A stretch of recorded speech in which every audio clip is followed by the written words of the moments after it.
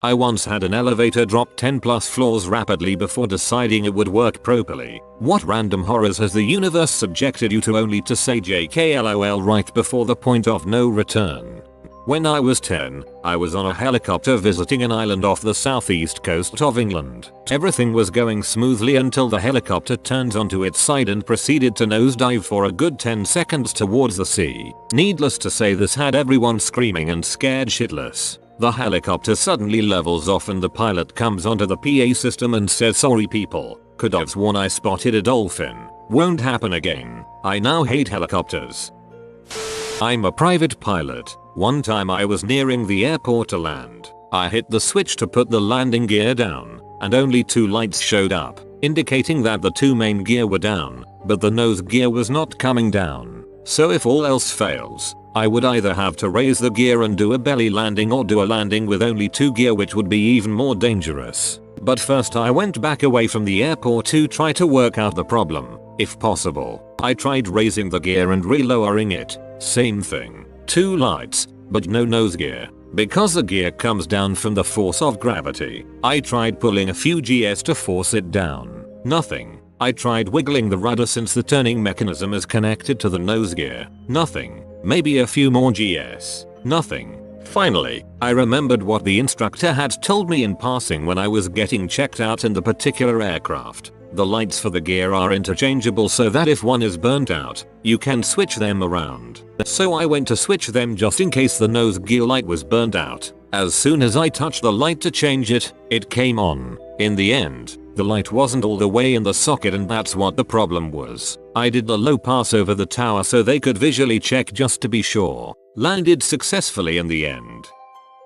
I've long had a fear of heights, and at one point in my life I set out to conquer it completely. I had been on high ropes courses in the past and done some actual climbing and rappelling here and there, but the fear persisted. I took a course on climbing to bolster my courage. It was during one of the last days of the class. While roughly 50 feet up on the 60-foot climbing tower, I came to realize I was losing my grip and lacked the dexterity and strength to recover. I called out to my belay that I was falling. Shortly after I dropped, but nothing caught. My belay had lost the ropes. I knew enough to fall with my legs slightly spread, knees slightly bent and arms up, but it didn't matter. I hit the ground and there was nothing I could do prevent my knees from buckling. My ass hit the ground and then suddenly I bounced back up. The rope gave a few more weak bounces and I was left suspended with my feet dangling inches above the ground. I could point my toes and just touch. The instructor somehow got a hold of the ropes and set the belay. I never got back on the tower.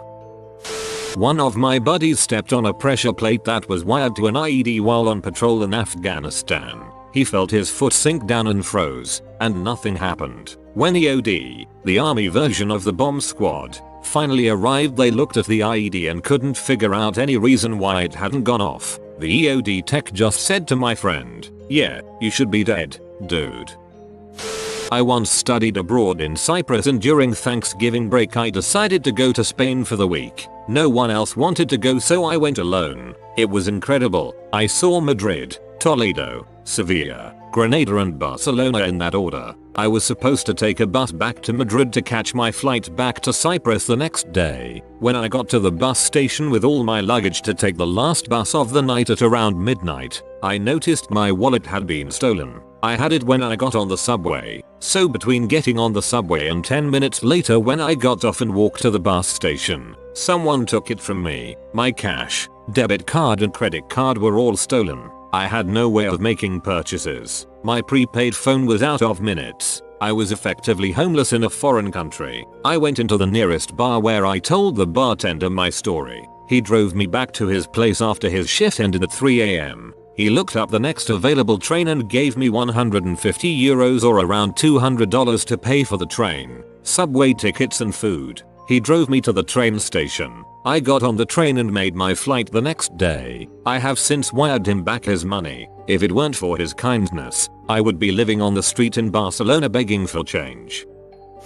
I was once young and fairly retarded. My friends and I loved to play in construction sites. Many of the neighborhoods in the area I grew up in were just being developed. Anyway, we're freaking around and see these dump trucks dumping lots of black dirt, topsoil for lawns. So we're playing on the dirt piles. being little monsters when a truck backs up and dumps a full truckload of dirt right on me. Even as a little nerd, I understood the immediate, overpowering, screaming urge to GTFO now. I was running, scrambling, falling on this moving dirt pile trying to reach the edge before it buried me completely, which it did. I thought the classic line, "This is how I die." Weird, just my hand was sticking out when the dirt stopped pouring.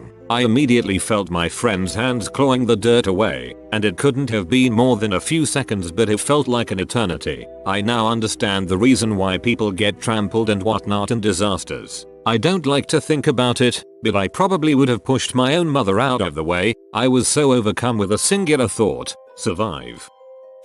When I was about 15, I took a trip to VT with grandparents and my similarly aged cousin. We decided to go to one of those scenic overlooks that is nearby. Turns out to be a 50 feet tall waterfall. Scenic overlooks not being our thing, my cousin and I decide to ditch the geezers and climb around behind the fall and check out the view from the top. We make it up there and grab onto a tree, waving our arms madly and catching the attention of the old folks. At the same moment they glance up, my cousin slips toward the falls. I grab him, but end up losing my footing and falling into the water myself. As the rushing water carries me towards what I assume to be imminent death, my right foot gets caught between a couple large rocks and the water pushes me upright. I find myself standing not 15 feet from the edge of the falls. Grandparents in plain sight. I start yelling at them to take my picture. At that point I was almost literally crapping my pants. I don't know if anyone else has seen their grandmother screaming in utter terror, but I honestly hope not. My cousin pulled me out with a large branch a few moments later,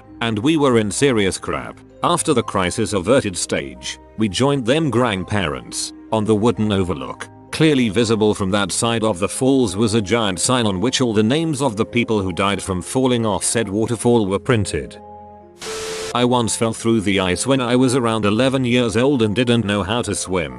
I flailed around wildly and started screaming at the top of my lungs. Then I noticed that the water was only about nipple deep.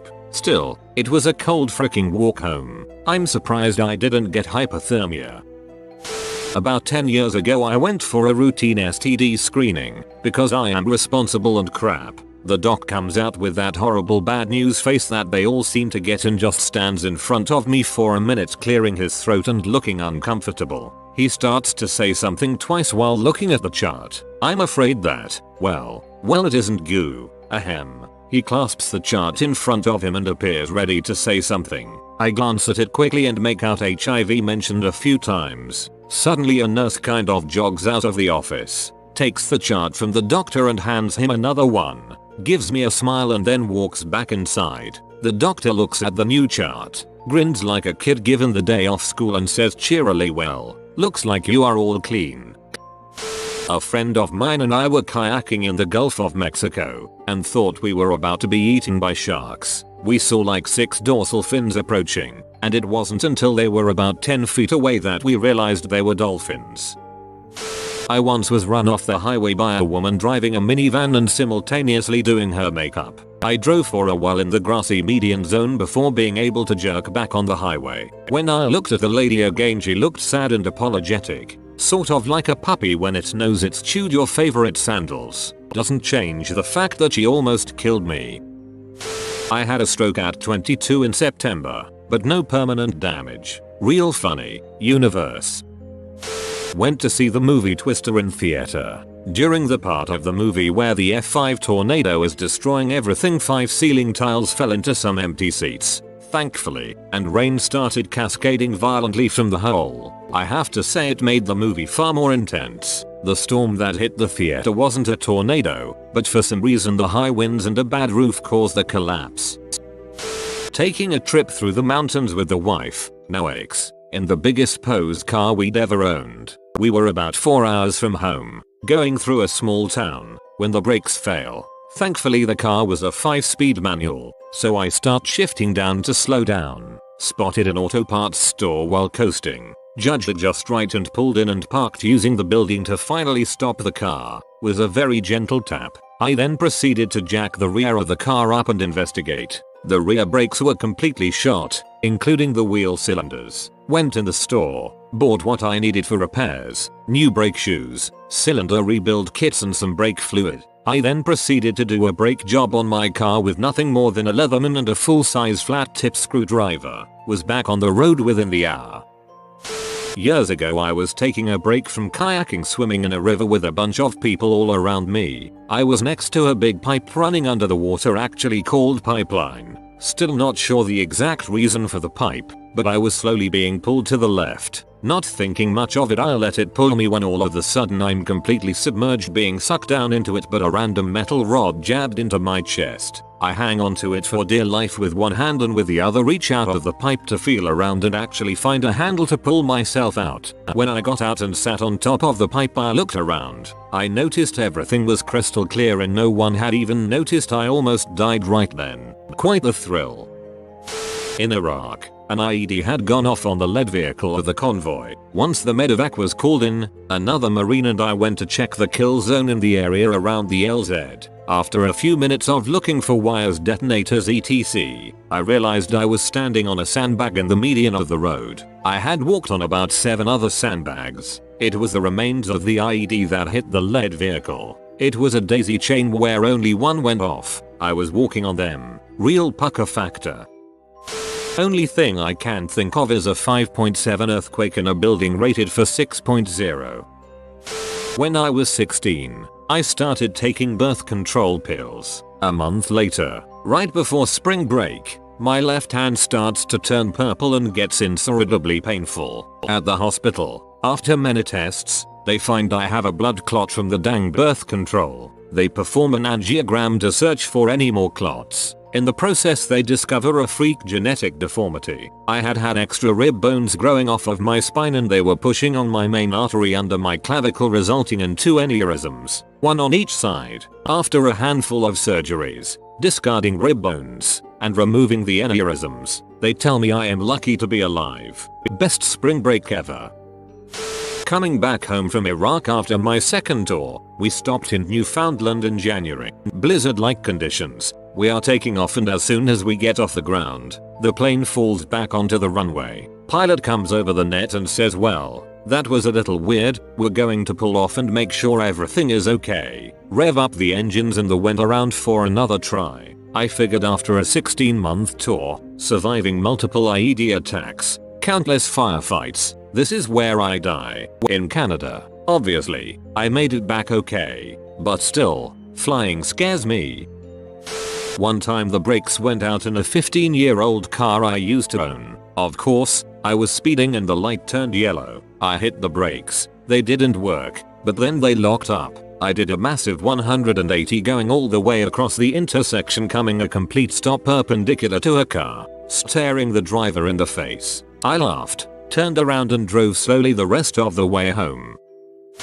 Got stranded at the Salt Lake airport once, looking at a 23-hour wait for my flight home to Boston, due to snowfall. Suddenly, after repeatedly asking the clerk to find us an alternate route, one opened up that would get us out of Salt Lake and give us an 8-hour layover in Vegas instead. I went from my worst airport moment ever to my greatest in the span of an hour. That clerk is my hero. The Vegas to Boston flight ended up having us fly very near major storms in Texas and Oklahoma. The pilot lets us know there's going to be turbulence. I somehow find it in me to fall asleep.